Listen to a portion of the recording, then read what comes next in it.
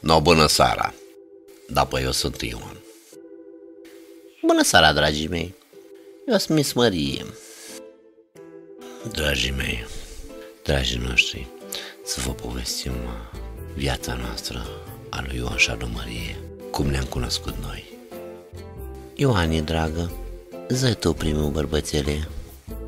Da, păi cum mergeam seara pe drum către casă, mă opresc, da.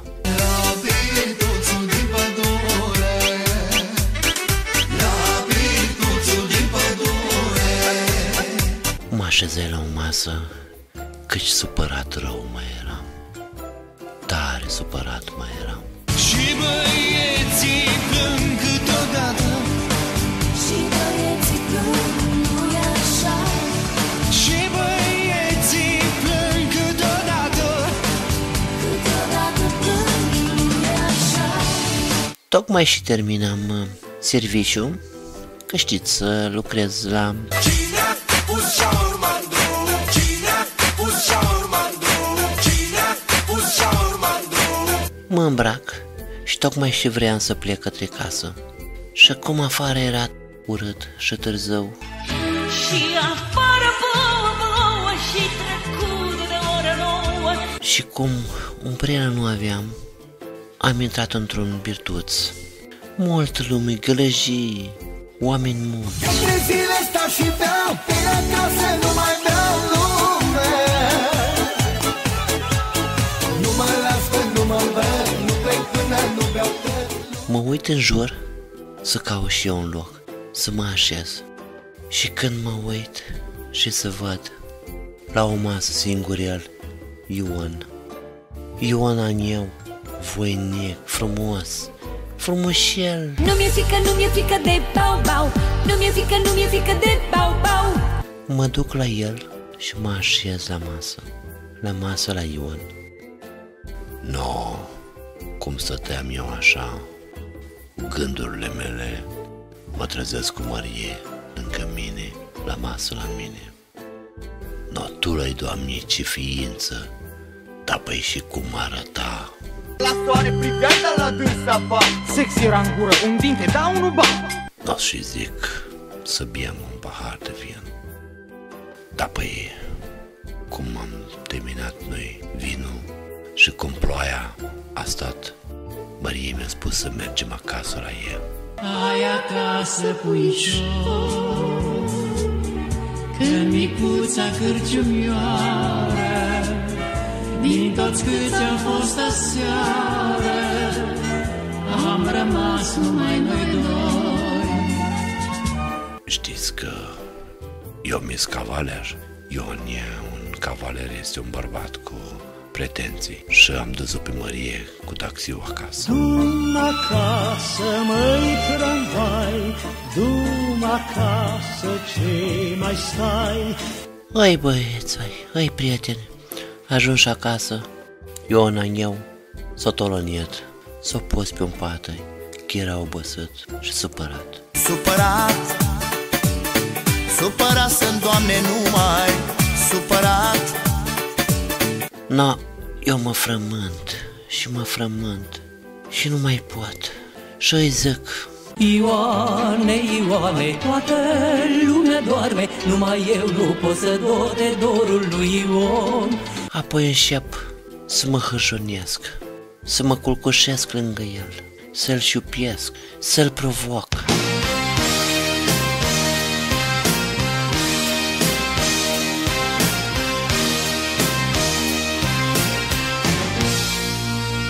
Și cum văd că ea nu înțelege nimic, îi spun: Hai vino iar în gara noastră mică. Ca așa zicem noi, gar. E mică, nu ca la altele, dite mai gara din nord, mare, încăpătoare.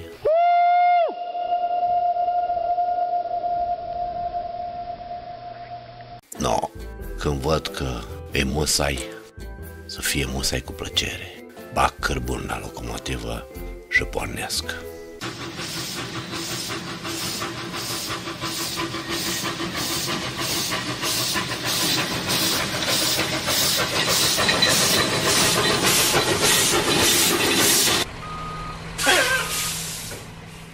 mă dor picioarele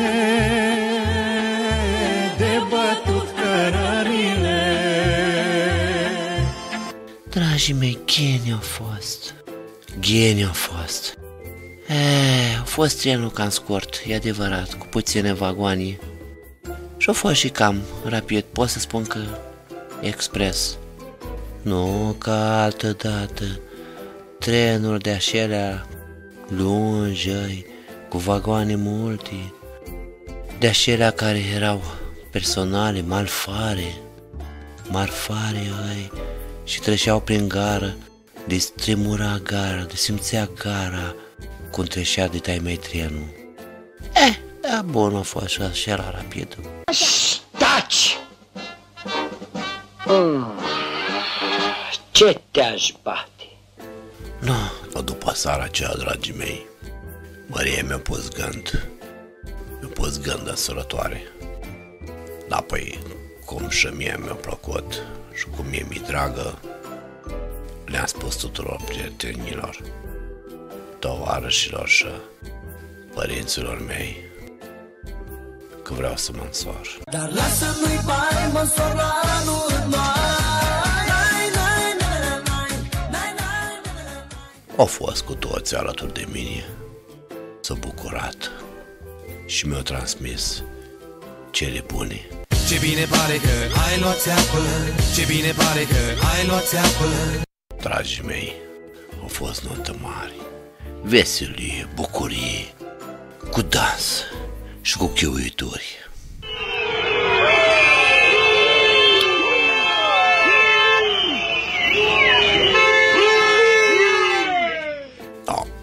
Faină nuntă a fost, faină tare, nuntă ca povești. Ți-aduce aminte, Mărie dragă, cum a adunat tătânăto banii cu furca?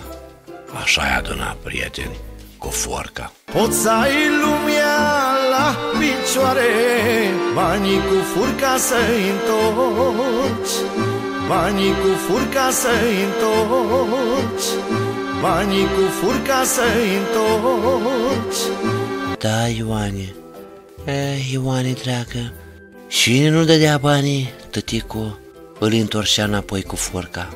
Într-o mână ținea banii și într-o mână ținea forca pentru și ea care nu dădea banii. Dar cine-i mare barosan, da barosan de barosan, da barosan un number one, are bani în buzunar.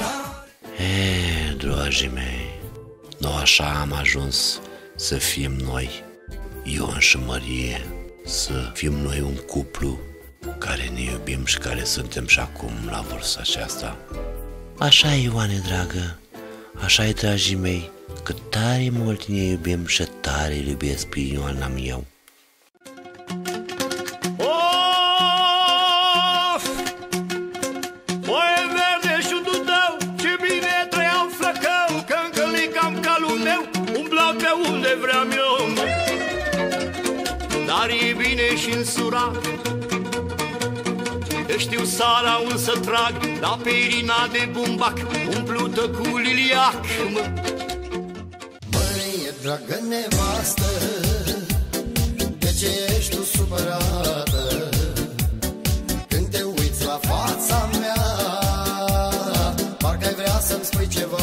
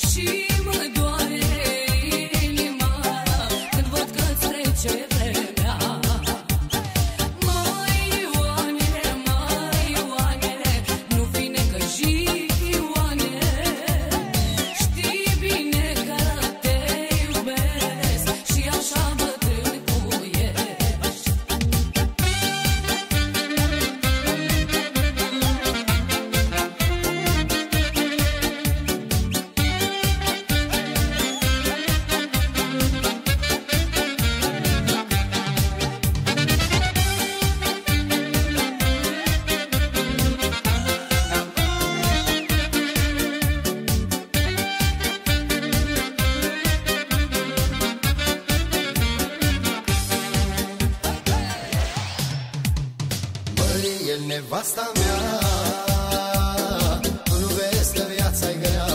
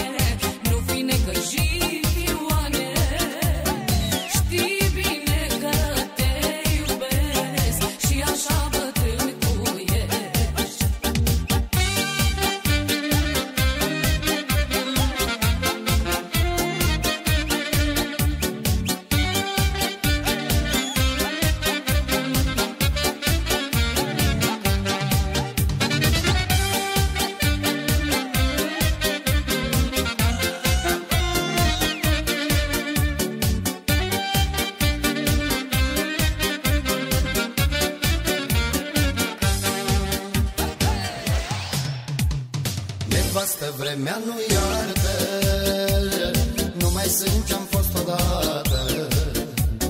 Zi de zi mi tot mai greu, n-am nici somn în patul meu, mă.